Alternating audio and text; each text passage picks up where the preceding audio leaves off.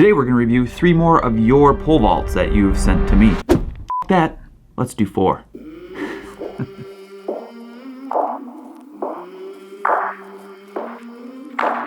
Welcome to the pole vault vlog. My name is Shawn Francis, and here we talk. This is a mouthful on this one. Amateur physics experimentation on human subjects via fiberglass cylinder manipulation. Fiberglass cylinder manipulation. Fiberglass cylinder manipulation. Really freaking hard to say. My goal has always been to try and give you the tools to pole vault higher. It's the stuff I wish I had when I was learning this crazy sport. This book right here, the Pole Vault Toolbox, the one I wrote, is made with 100% unfiltered, environmentally friendly love. So are my 3-month training programs and pole vault video course available over at team-hoot.com as well. Environmentally friendly love. Head over there, help support me, it helps you vault higher. It's a win-win. All right, the first video is of Luke. He said he was having trouble even clearing his opening bar. He doesn't really know what's going on, and he asked me if I would take a look. So let's take a peek here. Man, it actually looks really good. Like through the plant, it just looks like we're getting flung off that pole a little bit, right? I wonder what's the biggest bang for his buck, and if we watch right about here, it looks like that bottom arm's just putting a little bit too much pressure on the pole too long. So what ends up happening is, if you keep pressure on your bottom arm too long and you don't allow it to come in soon enough, you'll shoot off the pole, and we call it flagging because you look like a... I'll just post a video here. I've made a video about this, and this should help, and I'll link the full video up here too. But I hope this helps. People are confused about the rowing aspect. I hate the word row. Some people use the word row and they think it's like canoeing. That is not how it works. Okay, I'm gonna try and keep this as simple as I can. Get upside down on the pole. You need to point in the direction the top of the pole is pointing. You see a lot of people flag off. Here's where their feet are. They're not level with the pole. If you do the old school rowing technique, like the row your boat, which a lot of people get stuck into that habit because they hear the word row and they associate it with a canoe, and they're like, I've been on a canoe, I know what that's like. That's not how it works, because watch this. If I do this with my arms, I am not level with the pole, right? Pole's over here, my feet are there, I'm gonna flag off. Instead of moving the pole, if I flip my body, because that's how you look at it in the vault, right? All you have to do is pull this elbow in and put the back of your hand under your chin. Look at that! Now I'm level with the pole. And if I flip this upside down, I look like I'm inverted on the pole. So he sent me a video a few days later of him trying this, and if we watch the difference, plant still looks about the same. Pressure on that bottom arm right there, and then at this point he's starting to pull it in, if you notice. Ooh, he's way more inverted on the pole. He's shooting up the pole, and I like to talk about that hula hoop situation kind of going on right here. If there was a hula hoop on the end of that pole, he would be going right through it. And and he's coming off the top of the pole. He literally looks like an extension of the top of the pole. And then he just blows through it because he's adding more energy, he's keeping more energy in it longer, and he's in better positions, which means we need to go up pole, we need to go up grip, and then that usually means PR City. So good job, man. It's absolutely fantastic. All right, this video is really cool, actually. It's from 9-year-old Rose, and she jumped 3 feet 6 inches. And they asked, wow, if there was anything I would recommend. And this is...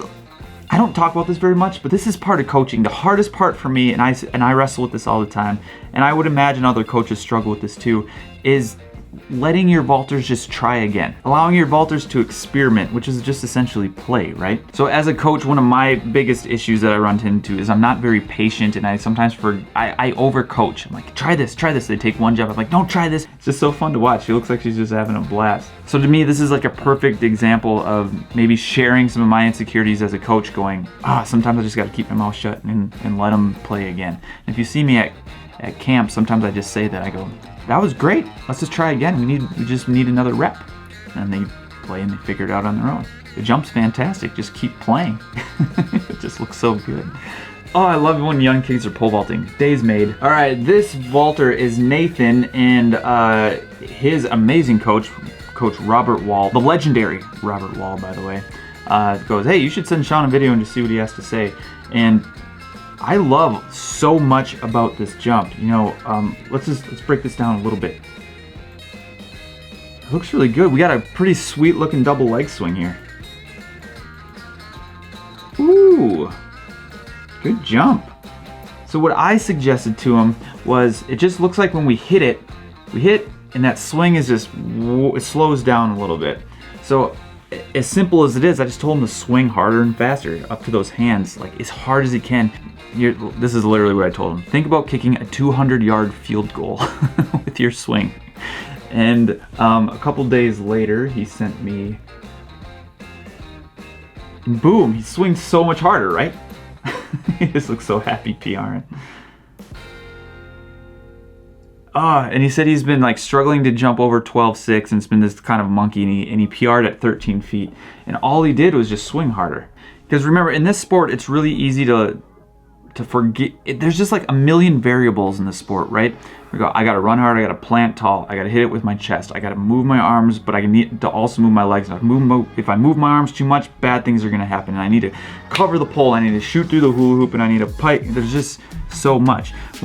If we break the pole vault down at its absolute simplest form, it's creating energy and then using the energy. So in this example, it was, hey man, I know you can create more energy, which will make the pole vault easier. More energy makes the pole vault easier. That's why running fast makes it easier to pole vault higher. Swinging harder will make it easier to pole vault higher.